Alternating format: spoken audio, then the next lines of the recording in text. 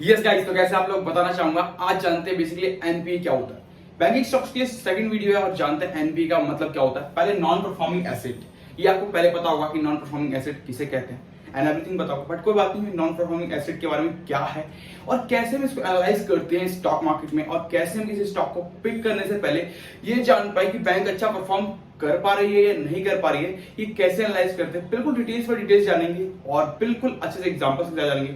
अगर आप पूरी वीडियो में बने रहते हो तो एंड ऑफ द वीडियो आपको ये पता चल जाएगा कि एनपीए बेसिकली होता क्या है और एनपीए को एनालाइज किस तरीके से करते हैं। एंड अगर हम एनपीए अगर समझ लें तो हमें कैसे पता चलेगा कि कौन सा बैंक हमारे लिए अच्छा होगा एंड कौन सा बैंक हमारे लिए खराब होगा हमारे इन्वेस्टिंग पर्पस के लिए। तो वीडियो में बने रहिएगा, लास्ट तक देखिएगा, जिससे कि आपको पता चल पाए कि एनपीए होता क्या है। नो इशू विद दैट, चलते स्टार्ट करते हैं अपने टॉपिक को और जानते हैं एनपीए क्या है। पहला नॉन परफॉर्मिंग एसेट, वो एसेट्स जो पैसा वापस नहीं आया, जो पैसा दिया तो गया था बट लेकिन वो पैसा मिला नहीं अभी तक, उसे कहते हैं नॉन परफॉर्मिंग एसेट यानी एनपीए, जो कि आपको फाइनेंस की दुनिया में बताया जाता है स्टॉक मार्केट में। क्योंकि जब एक normal life middle class family जब उठ करके स्टॉक मार्केट में आती है ना, उसे ये एनपीए, आपको सीएसए, कासा, एनपीए एंड ये सारी चीजें नहीं पता होती।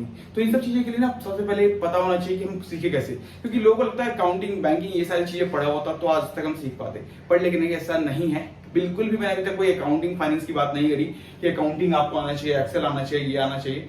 सिंपल से लैंग्वेज बताया है, सेम अभी भी मैं सिंपल से लैंग्वेज में आपको एनपीए सिखाऊंगा कि नेट परफॉर्मिंग एसेट किसे कहते हैं और बेसिकली होता क्या है और इसको हम कैसे निकालते हैं और ये हमारे लिए कितना अच्छा होता है कितना खराब होता है, कैसे हम पता कर पाएंगे। राइट, तो देखो पहले नेट परफॉर्मिंग एसेट हमने समझ लिया कि जो पैसा जो हमने दिया मार्केट में बट वो हमारे पास वापिस नहीं आया। अब ये जानो कि मान लो एक नॉर्मल सा एग्जाम्पल कि एक कंपनी है, XYZ कंपनी मैंने खोली, उससे मैंने 100 रुपए को किसी को उधार दिया और उधार देने के बाद वो पैसा मेरे पास कितना वापस आया, इसको बताता है एनपीए यानी नेट नॉन परफॉर्मिंग एसेट। मतलब जो पैसा मैंने मार्केट को दिया उसमें कितना पैसा मुझे वापस आया और कितना पैसा मैं समझ पाता हूं कि मैं अपने बिजनेस में किसको उधार दूंगा तो मेरे को कितना पैसा मिलने वाला है और किस तरीके से मैं उसको मैनेज कर पाऊंगा, ये बताता पूरा नॉन परफॉर्मिंग एसेट। इसी को हम स्टॉक मार्केट में लेके चलते हैं, कोई दिक्कत नहीं। पहले 2 एग्जांपल समझ लीजिए, उसके बाद इजी होगा आपको स्टॉक मार्केट के बारे में बैंक के थ्रू समझने में, फाइनेंस। राइट, देखो मान लो एक XYZ बैंक था,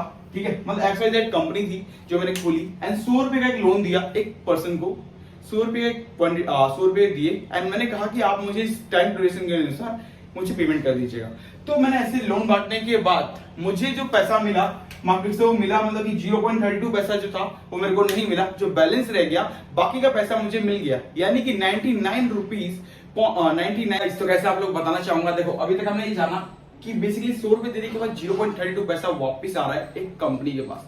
अब एक दूसरा एग्जांपल के साथ समझते हैं कि पैसा कितना वापस आया कितना नहीं आया। देखो अब देखो 100 रुपए इस कंपनी ने भी दिए लोन के रूप में XYZ ने एंड 7 रुपए वापस नहीं आया, 93 रुपीज वापस आए बैंक के पास। अब एक बात समझो कि आप जब एक पैसा दे रहे हो मार्केट में तो मार्केट में से पूरा 100 रुपए आप लाने की सोचोगे और अगर नहीं आ रहा है तो डेफिनेटली कुछ ना कुछ तो डाउट है किसी भी चीज के ऊपर। राइट, तो अगर 7 रुपए वापस नहीं आ रहा है तो 100 रुपए देने के बाद तो कंपनी लॉस ही खेल रही है 7 रुपए का हमेशा।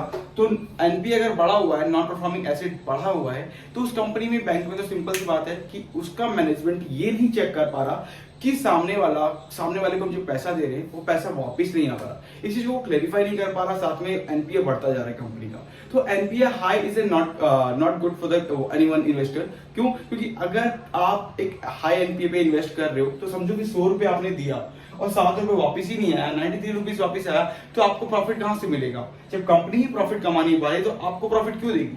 राइट, तो बैंकिंग स्टॉक में एनपीए इसलिए मैटर करता है सबसे ज्यादा क्योंकि आपको यह पता चल पाता है कि जो पैसा बैंक ने एक यूजर को दिया उस यूजर से कितना पैसा वापस आ पाया, उस चीज को बताता है। और अगर कम हो, जैसे 0.32% है तो चलो ठीक है, कंपनी उसके ऊपर ही वर्क करेगी और उसको भी कम कर पाएगी। बट यहाँ पे देखो तो 100 रुपए पे 7 रुपए, अब 100 रुपए में 7 रुपए एक बड़ा अमाउंट होता है। अब एक 100 रुपए के ऊपर एग्जांपल है ये, बैंक तो कितने लाखों करोड़ों रुपए इशू करता है हर किसी के पास। राइट, तो उससे अगर 7 रुपए के हिसाब से वैल्यू लगाए तो बहुत बड़ा अमाउंट एक लॉस करता है बैंक। राइट, तो इस तरीके से कंपनी के फाइनेंशियल मैनेजमेंट को हम समझ सकते हैं। बट ये पूरा जो कहानी थी बिल्कुल अब तक समझ में आ गया होगा और यही चीज आपको पूरे बैंक में ही देखने को मिलेगा। बट मैं आपको बैंक के थ्रू समझा देता हूँ कि बैंकिंग स्टॉक की रिगार्डिंग अभी क्या चल रहा है और कैसे आपको माइंड ऑफ थॉट के साथ उसको क्लियर करना है। देखो सेंट्रल बैंक है, सेंट्रल बैंक का अगर आप देखोगे तो एनपीए 5.77% चल रहा है अभी करंट के हिसाब से, मतलब 100 रुपए देने के बाद बैंक को अभी तक 94 रुपीज पॉइंट 23 पैसा ही वापस आ रहा है, बाकी का 5.77 पैसा जो है वो बैंक को वापस नहीं मिल पा रहा। सेकंड और बैंक है एचडीएफसी बैंक 0.32%, यानी कि 100 रुपए देने के बाद अभी तक बैंक 99 रुपीज पॉइंट 68 पैसा समथिंग पैसा वो अपने आप को लेकर के आ पा रहा है पैसे को, एंड 0.32 पैसे जो है वो अभी तक लेकर नहीं आ पा रहा है। तो इतना है, मतलब कि आप देख सकते हो लो एनपीए सबसे ज्यादा मार्केट में एचडीएफसी बैंक का है, इसीलिए I think all over the India ये मान के चलते हैं, प्लस इंडिया के बाहर एंड सब जगह अगर आप देखोगे तो एचडीएफसी बैंक को इसलिए टॉप का बैंक माना जाता है क्योंकि उसकी मैनेजमेंट और उसकी जो कंपनी की मैनेजमेंट है प्लस जो उनके अंदर की जो टीम है इंटरनल टीम, वो इस तरीके से वर्क करती है कि किस पर्सन को हम पैसा देंगे और कहां से कितना पैसा वापस मिलेगा। तो इस चीज के ऊपर कंपनी का फोकस है और कंपनी उस चीज को फॉलो भी करती है, इसी वजह से उसका एनपीए कम है और इसी की वजह से कंपनी का एनपीए ज्यादा है सेंट्रल बैंक ऑफ इंडिया का। तो कंपनी इंटरनल मैनेजमेंट पार्ट कितना अच्छा है, प्लस कितना अच्छा काम करती है, प्लस किसको पैसा देती है और किससे पैसा लेके आ पाती है, यही तो रूल होता है। अगर एक बैंक है तो बैंक तो पैसा देता है और उसी को लेकर के आता है, उसी के ऊपर काम करता है पूरा, और अगर उसमें ही अगर वो कम पैसे कलेक्ट कर पाएगा तो फिर कैसे काम करेगा, और अगर कम पैसे कलेक्ट कर पाएगा तो हमें प्रॉफिट कम होगा, जब बैंक को प्रॉफिट कम होगा तो हमें प्रॉफिट कम होगा।